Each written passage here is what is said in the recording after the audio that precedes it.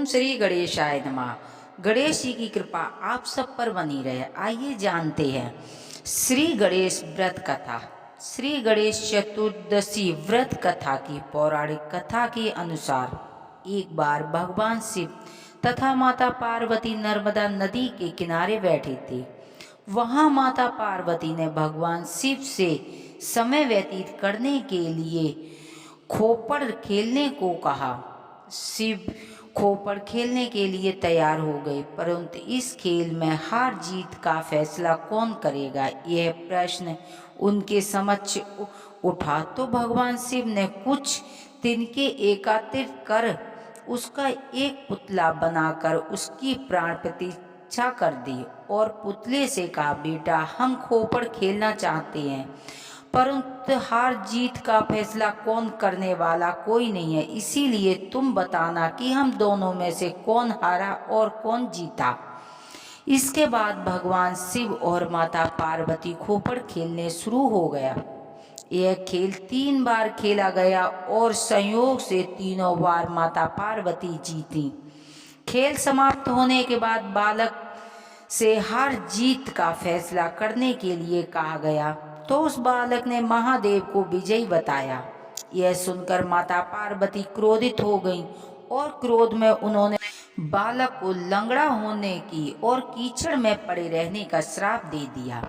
बालक ने माता पार्वती से माफी मांगी और कहा, यह मुझसे अज्ञानवश ऐसा हुआ है, मैंने किसी देश भाव से ऐसा नहीं किया।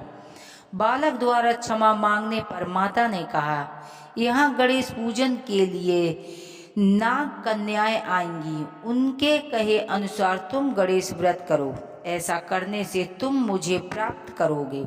यह कहकर माता पार्वती शिव के साथ कैलाश पर्वत पर चली गईं। 1 वर्ष के बाद उस स्थान पर नाग कन्या आई। तब नाग कन्या ने श्री गणेश जी के व्रत की विधि मालूम करने पर उस बालक ने 21 दिन लगातार गणेश जी का व्रत किया। उसकी श्रद्धा से गणेश जी प्रसन्न हुए। उन्होंने बालक को मनवांछित फल देने के लिए कहा। उस पर उस बालक ने वही कहा, हे विनायक, मुझ में इतनी शक्ति दीजिए कि मैं अपने पैरों से चलकर अपने माता पिता के साथ कैलाश पर्वत पर पहुंच सकूं और वे यहाँ मुझे देखकर प्रसन्न हो जाएं।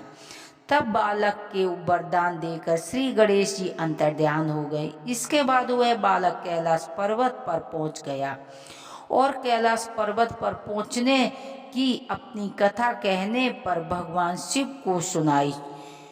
खोपड़ वाले दिन से माता पार्वती शिव जी से विमुख हो गई थी। अंत देवी के रुष्ट होने पर भगवान शिव ने बालक के बताए अनुसार 21 दिनों तक श्री गणेश का व्रत किया।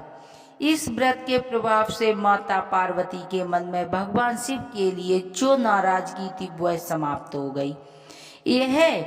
तब यह व्रत विधि भगवान शंकर ने माता पार्वती को बताई। यह सुनकर माता पार्वती के मन में भी अपने पुत्र कार्तिक से मिलने की इच्छा जागृत हुई। तब माता पार्वती ने भी 21 दिन श्री गणेश का व्रत किया तथा दुर्वा फूल और लड्डुओं से गणेश जी का पूजन अर्चना किया।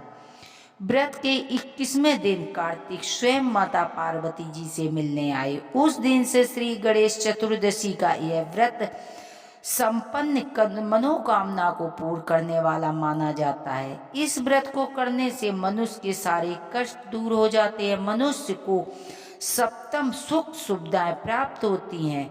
बोलो गणेश भगवान की जय।